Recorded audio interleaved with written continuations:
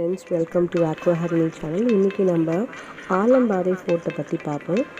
இதுக்கு இடைநிலை காடு அப்படின்ற ஒரு பேரும் இருக்குது. இது சூளம்பேடு கடப்பாக்கம் கடல் பகுதியை சார்ந்தது.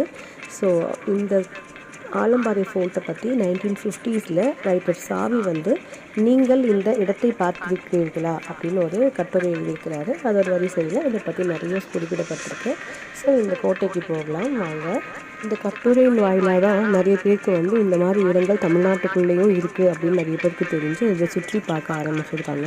தமிழ்நாடு சுற்றுலா வளர்ச்சி கழகம் இந்த ஆலம்பாறை ஃபோர்ட்டு ஒரு அண்டர் ரேட்டட் டூரிஸ்ட் ஸ்பாட் அப்படின்னு சொல்லிட்டு டிக்ளேர் பண்ணியிருக்காங்க. இது இந்தியன் ஆர்கியாலஜிக்கல் டிபார்ட்மெண்ட் இதை பராமரித்து கொஞ்சம் புதுப்பிச்சு இது நடத்திட்டு இருக்காங்க. இது ஒரு 18 ஏக்கர் கொண்ட ஒரு பெரிய பரப்பளவு கொண்ட ஒரு பெரிய கோட்டை. இது பேர் ஆலம்பாறை இல்லை அலம்பறை அப்படின்ற ஒரு ஃபோர்ட்டோட இதுங்க. இது அவுரங்கசீப் கட்டினதாக சொல்கிறாங்க. இதை பற்றி பார்ப்போம் வாங்க.